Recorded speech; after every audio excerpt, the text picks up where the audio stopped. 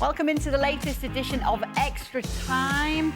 Just to let you know, Jules joining us, Ale here, that Ale's been doing some type of crazy workout with his son. Yes. And he's in pain today. Well, yes, I am in pain, Jules.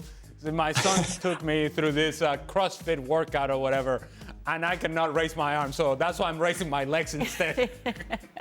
I was quite impressed how supple you were. There's not many people on our show can be that supple. I mean, did you not see Stevie trying to get his leg over the back of his head the other week? He almost hurt himself. Yeah, you'd be surprised.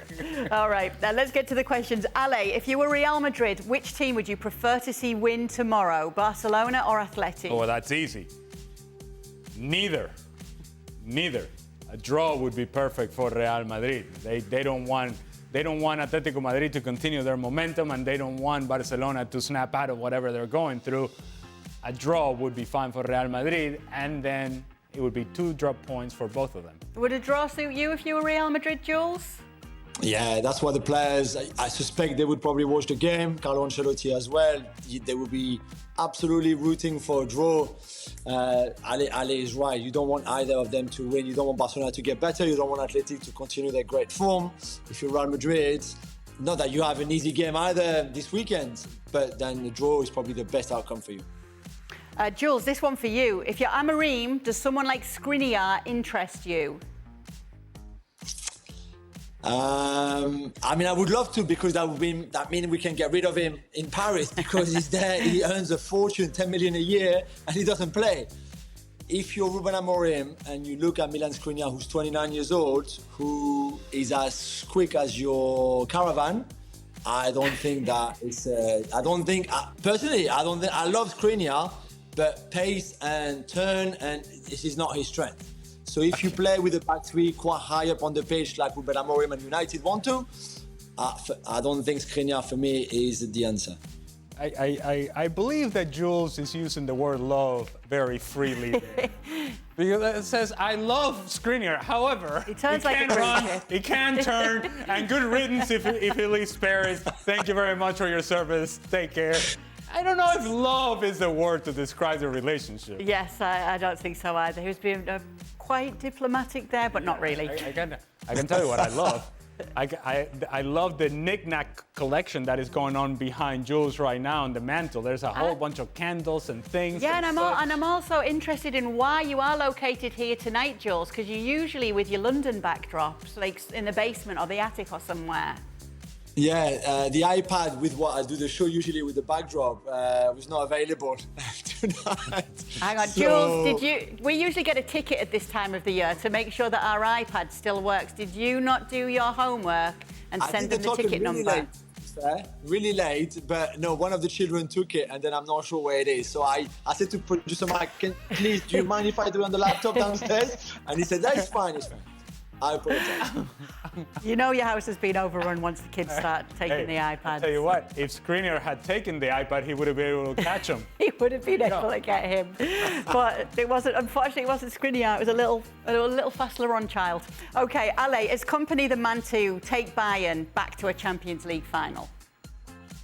I like a lot of the things that Vincent Kompany is doing with Bayern Munich, but I have said many times, and I'll say it again, the key for Bayern Munich reaching the latter stages of that competition is going to depend solely on the performance of those center backs, Upamecano and Kim, who on a good day, they're great, but they have a lot of bad days. And when they make mistakes, those mistakes end up in goals. You make one of those mistakes in the latter stages of Champions League, you're going to get punished and you're going to find yourself out of the competition. So they have to be incredibly consistent, which they haven't been so far. Even this season, where Bayern Munich have been really good and dominant in Bundesliga, even this season they have had mistake after mistake after mistake. All right. Jules, will Everton get a new ownership bounce versus Chelsea? That's a great question, because we talk a lot about manager bounce, right? But new owner bounce, I'm not sure that exists. And I'm not sure the Friedkin are the kind of owners that just pass on that bounce, if you want, and that kind of energy, and yeah, let's go and change stuff. I would be a bit worried for Sean Dyche, certainly. Maybe not so much in Jan, but I don't think the new contract will arrive in the summer when his contract expires, for example. I think the stadium probably would offer a new energy boost, but again, that comes for next season. I don't believe, in the new owner bounce at all, to be fair. The actual name from the tweeter, Frank Hates Hair, Jan's Luscious Locks. Jules, last week, Frank was taking names and told Jan it's the worst he'd ever seen his hair. He wasn't being very kind at all, and now, yes. Let me repeat that. Frank was complaining about people's hair. I'm just saying. Yeah, I'm not sure he's the right person for it. Yeah, absolutely not. All right, which player Manchester City regrets letting go more? I'll let you both answer this. Julian Alvarez and Cole Palmer. What do you want to go first? You go first, Ale. Okay. Short answer, both. But it's easy to say Cole Palmer because of what he has become at Chelsea. We don't know that he would have been that for Manchester City, because I don't know that he would have had that freedom of and the sort of role that he has at Chelsea. In terms of the needs of Manchester City, Julian Alvarez cover more needs than Cole Palmer would have. And so if you look at this season, some of the holes that Manchester City have had, I believe that Julian Alvarez would have been more useful for Pep Guardiola than Cole Palmer. What do you think, Jules? Yeah, I agree. And last season there was no Cole Palmer, and Julian Alvarez was there, and they didn't miss Cole Palmer at all. And they won the title, and they were very close to knocking out Real Madrid, the future winners in the Champions League, etc., etc. And we never said last season, oh, how much do they miss Cole Palmer? We said at times, oh, they let him go. Yes, they got a lot of money for him. But look at what he's doing at Chelsea, great. But we never said they're missing him. But this season, I think they miss Julian Alvarez. Erling Haaland has played far too much. There's nobody to take his place. Oscar Bob got injured. Pep Guardiola today in his press conference tried to convince her that it was okay to let Alvarez go without replacing him.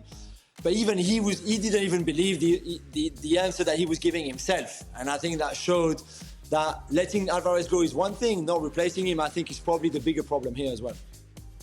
Jules, what are your presents for Mbappe's birthday? Okay. What gifts are you getting him? Right. Okay. I sent him this book about penalties. Somebody wrote a book here in England about penalties. It's a really good book about all the psychology and stuff like that. It was straight in the post to Madrid. How about staying on side? Oh, I'll tell him that you said that. Okay, I'll get him that if you're getting him the other one. It's Atletico, to be fair, for onside and offside.